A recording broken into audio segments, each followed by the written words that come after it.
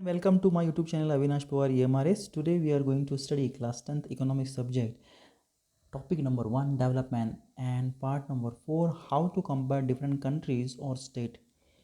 वेगवेगळ्या देशांशी किंवा आपण म्हणूया राज्यांची तुलना ही डेव्हलपमेंटच्या बाबतीत कशी करायची आहे.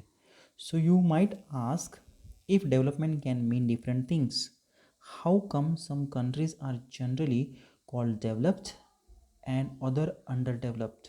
Before we come to this let us consider another question. आता तुम्ही जर डेव्हलपमेंटविषयी जर कदाचित विचारलं तर वेगवेगळ्या गोष्टी ह्या डेव्हलपमेंटविषयी असू शकतात. आणि आपण जर कम्पेअर केलं की एक कंट्रीज जे आहे, एक देश आहे, त्याला डेव्हलप्ड विकसित असं म्हणतात, दुसऱ्याला अंडर डेव्हलप्ड असं म्हणतात की अविकसित आहे. म्हणून विकासाचा जो अर्थ आहे तो वेगवेगळा हा असू शकतो. आणि म्हणून आपण या प्रश्नाकडे येण्यापूर्वी दुसरा एक क्वेश्चन आता चला तर आपण पाहूया. When we compare different things, they could have similarities as well as differences.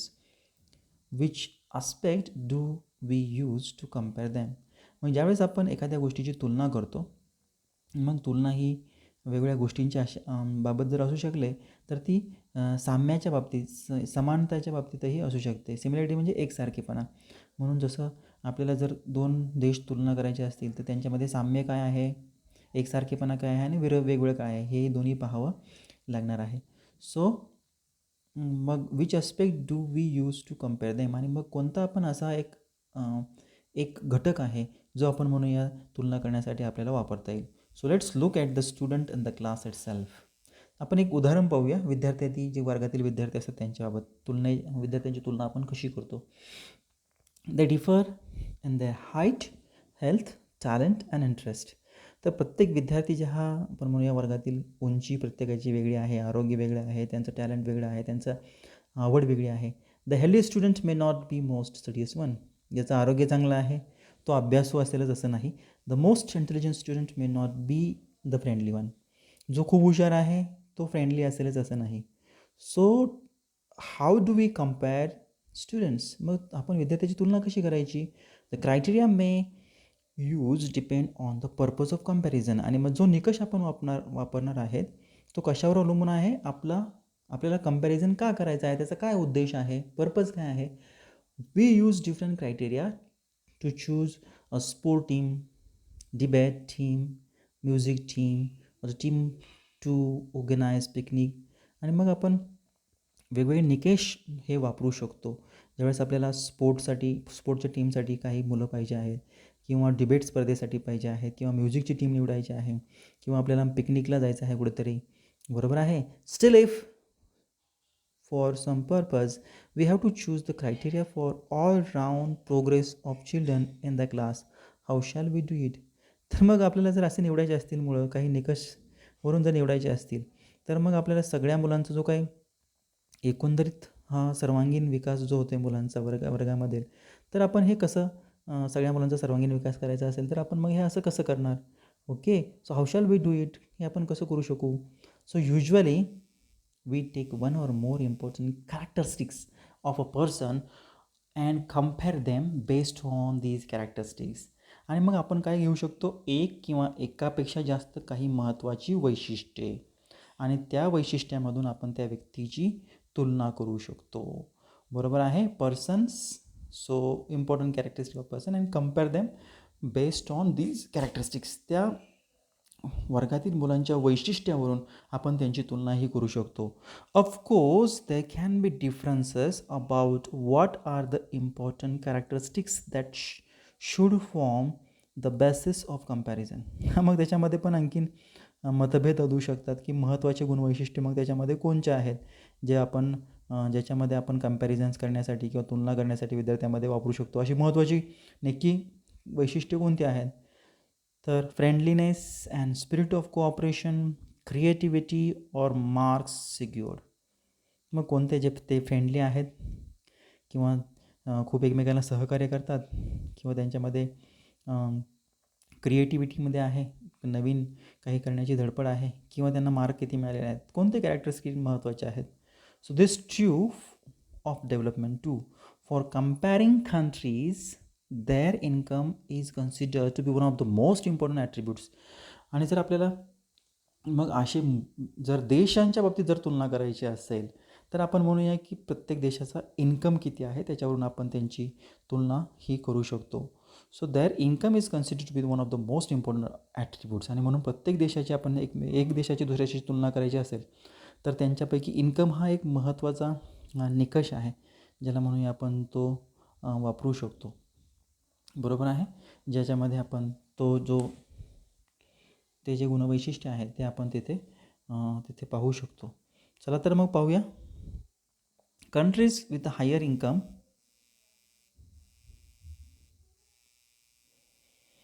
More developed than the other with the less income.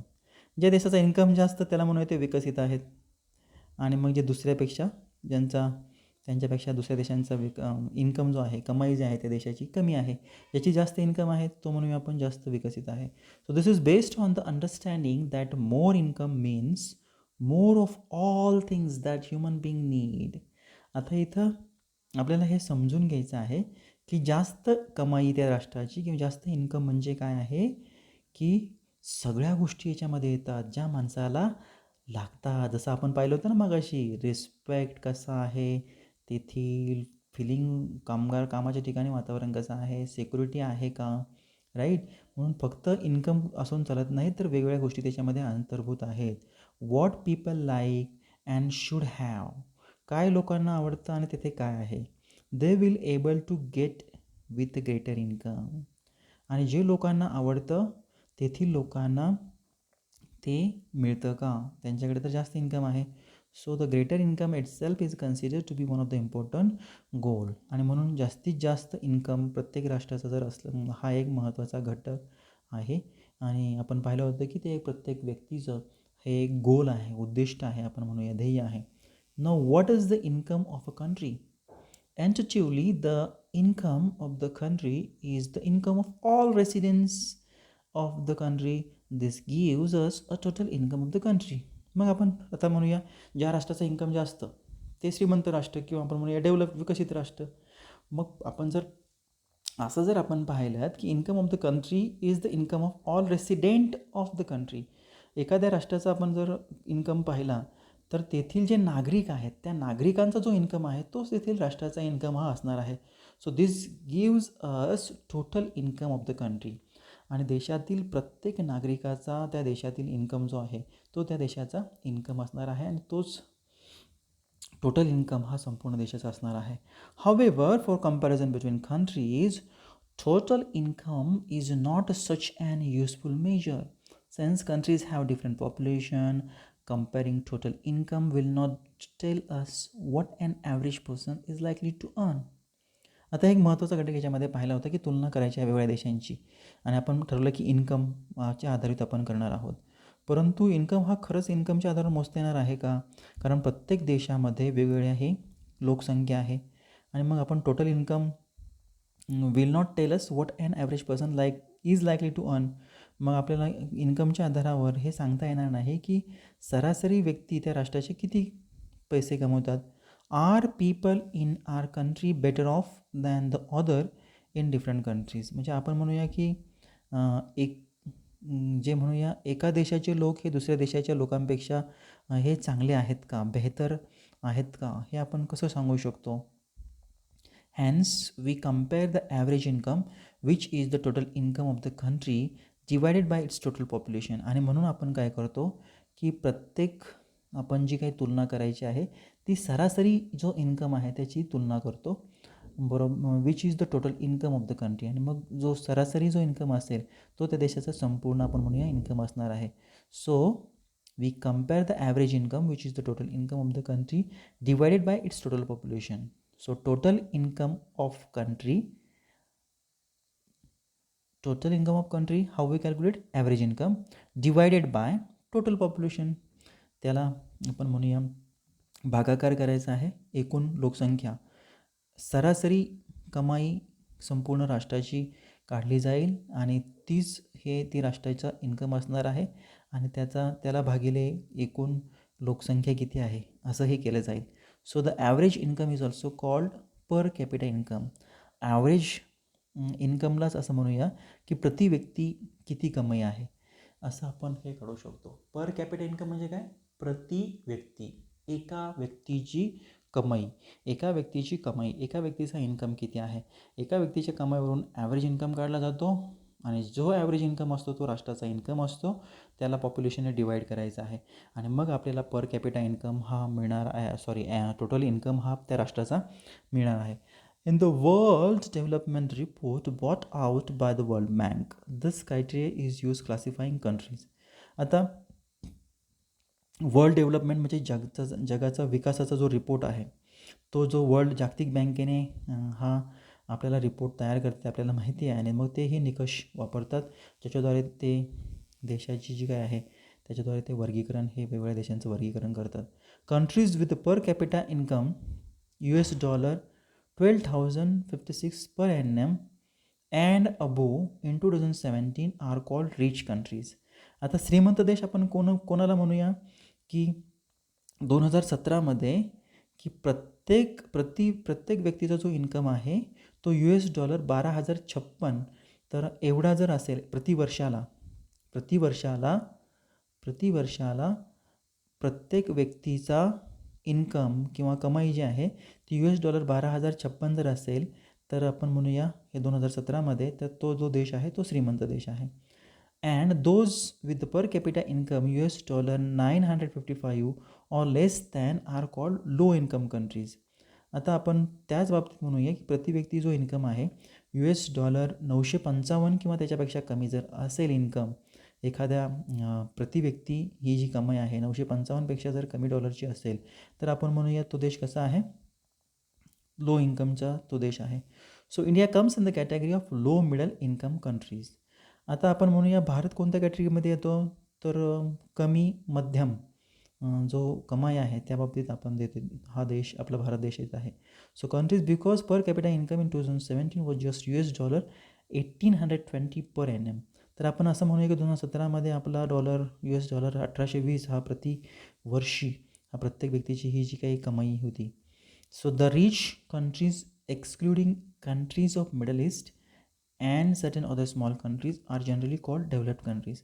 आता आपण म्हणूया की श्रीमंत देश जे आहेत त्याच्यामध्ये मध्यपूर्वेचे काही देश, त्याच्याबरोबर काही लहान देश आहेत, ते वगळून इतर जे देश आहेत त्यांना आपण म्हणूया विकसित देश असं हे म्हटलेलं आहे. तर इथे ॲव्हरेज इन्कमचं एक उदाहरण आहे.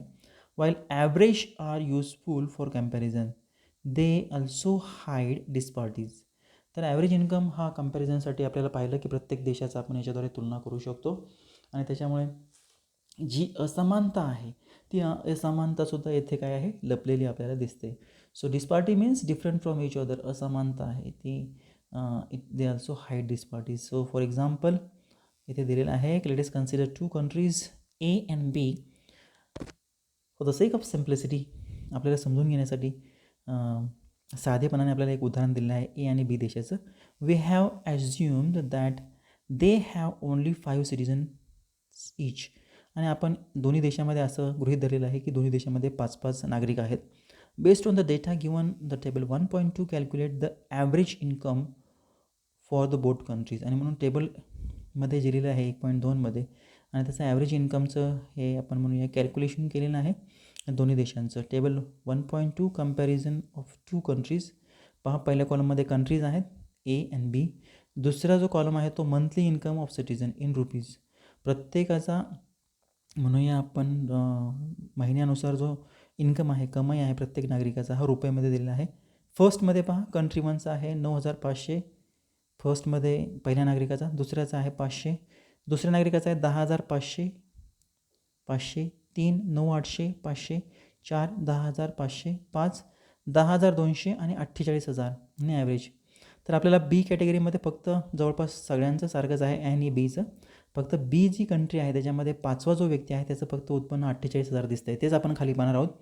Will you be equally happy to live with both of this countries. म्हणजे तुम्हाला जर दोन्ही देशामध्ये राहायला आवडेल का? समान दोन्ही देशामध्ये जे आहेत त्यामध्ये तुम्हाला दोन्ही पण राहायला आवडेल का? Are both equally developed. दोन्ही पण देश हे विकसित आहेत का? दोन्ही देशामध्ये तुम्हाला राहायला आवडेल का? Perhaps some of us may like to live in country बी.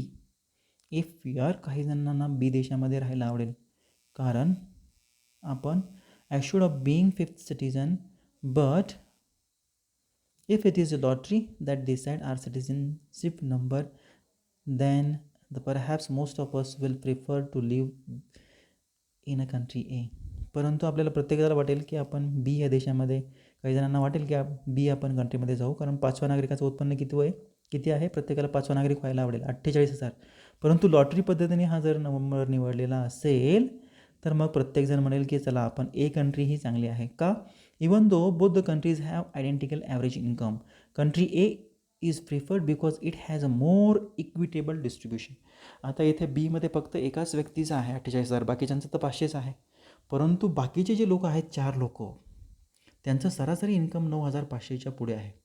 म्हणून आपल्याला ए या देशामध्ये राहायला आवडेल. Even though both the countries have identical average income, त्यांचा ॲव्हरेज इन्कम हा प्रत्येक ए या देशाचा चांगला आहे. Country A is preferred because it has more equitable distribution, समान आपण म्हणूया त्यांची कमाई आहे, त्यांची जी वाटणी आहे ती. In this country people are neither very rich nor extremely poor. A country जे आहेत ते जास्त श्रीमंतही नाहीत, जास्त गरिबी नाहीत. On the other hand, no citizen in the country B are poor and 1 person is extremely rich. परंतु बीमध्ये बाकीचे सगळे गरीब आहेत, फक्त एकच तेवढा श्रीमंत आहे. Hence while average income is useful for comparison, it does not tell us how this income is distributed among the people. आता आपण येथे म्हटलेलं आहे की ॲव्हरेज इन्कम हा महत्त्वाचा आहे तुलना करण्यासाठी, परंतु it does not tell us how this income is distributed. पण हे आपल्याला सांगत नाही की ही जी कमाई आहे ही कशी डिस्ट्रीब्यूट करणार आहेत, हे अनेक व्यक्तीमध्ये ही कमाई कशी डिस्ट्रीब्यूट करणार आहेत. तर पहा इथे country with no rich and no poor, सगळेजण प्रत्येकाच्या खुर्चीवर बसलेले आहेत. We made this chair and we use them, आम्ही बनवलं तर आम्ही बसणार आहोत. Country with the rich and poor, पहा इथं country with rich and poor, श्रीमंत आणि गरीब आपण पाहिले. पण पहिल्या याच्यामध्ये काय आहेत, ते कोणी श्रीमंत नाही, गरीब नाही, सगळे सारखेच आहेत. पण रिच पहा, एक मायकाने मात्र मस्त 4 खुर्च्यावर झोपला आहे आणि बाकीचे सगळं कसे पुअर लोक आहेत ते गरीब त्याच्यावर हे बसलेले दिसतात. So friends, that's all from my side. Thank you very much for watching this video.